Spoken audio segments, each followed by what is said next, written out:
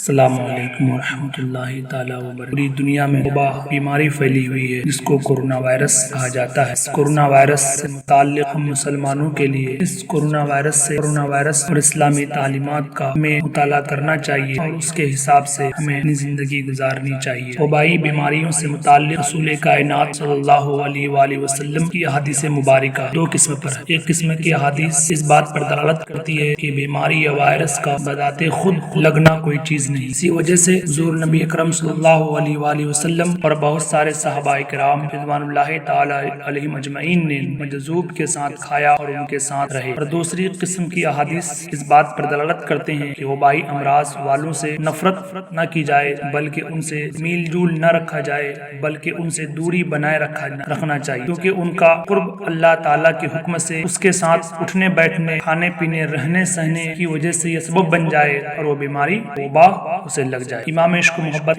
سرکار اعلیٰ حضرت مجدد دین و ملت اور بعض دیگر علماء کرام رضی اللہ عنہم نے پہلی قسم کی احادیث کو قوی الاعتقاد اور دوسری قسم کی احادیث کو ضعیف الاعتقاد والوں کے لیے قرار دیا، اور بعض دیگر علماء کرام نے پہلی قسم کی احادیث کو حقیقت پر محمول کیا، یعنی اللہ تعالیٰ کے ارادے کے بغیر کوئی بیماری نہیں ہو سکتی، اور دوسری قسم کی احادیث کو احتیاط کے باب سے قرار دیا گیا۔ لیکن اگر گہرائی سے دیکھا جائے تو دونوں اقوال کے درمیان کوئی خاص فرق نہیں ہے۔ وبائی مرض والوں کے ساتھ کھایا پیا جا سکتا ہے اور احتیاط برتتے ہوئے اس عمل سے بچا بھی جا سکتا ہے، دونوں ہی طریقہ سنت۔ اب جو احادیث مبارکہ کے پیش نظر یہ کہے کہ وبائی مرض والے کے ساتھ طواف کروں گا یا کھاؤں گا، تو اس پر کسی کا اسے بے علم کہنا یا اسے وبائی مرض والے کے پاس بھیجنے کی بات کرنا خود بے علمی اور جذبات پر محمول ہونے کی، جذبات سے بھرے ہونے کی دلیل ہے اور جانے انجانے میں بہت سخت ترین قول بھی ہے۔ اسی طرح جو دوسری احادیث پر عمل کرتے ہوئے احتیاط کی ترغیب دلائے اس کو برا بھلا کہنا سخت ناپسندیدہ عمل بھی ہے۔ البتہ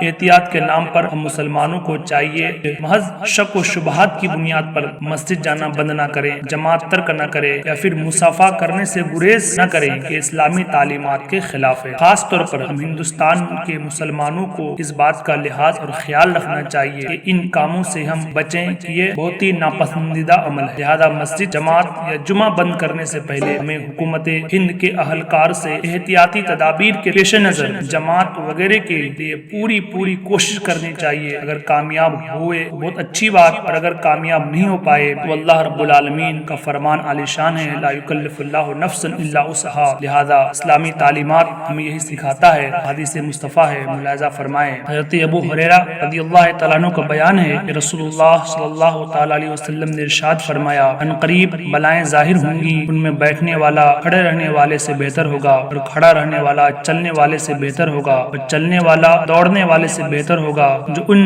بلاؤں کو دیکھے گا وہ بلائیں خود اسے دیکھ لیں گی، یعنی اسے اپنے لپٹ میں لے لیں گی، اور جس شخص کو ان سے پناہ کی جگہ مل جائے وہ پناہ حاصل کر لے۔ بلا، عذاب، آزمائش اور کورونا وائرس بلا شبہ بلا بھی ہے، عذاب بھی ہے اور آزمائش بھی ہے، اور مطلب یہ ہے کہ جو شخص جس قدر زیادہ باہر گشت کرے گا اسی قدر اسے آزمائش میں پڑنے کا زیادہ تر امکان ہے، اور جو جس قدر لوگوں سے لا تعلق رہے گا سونے والا سب سے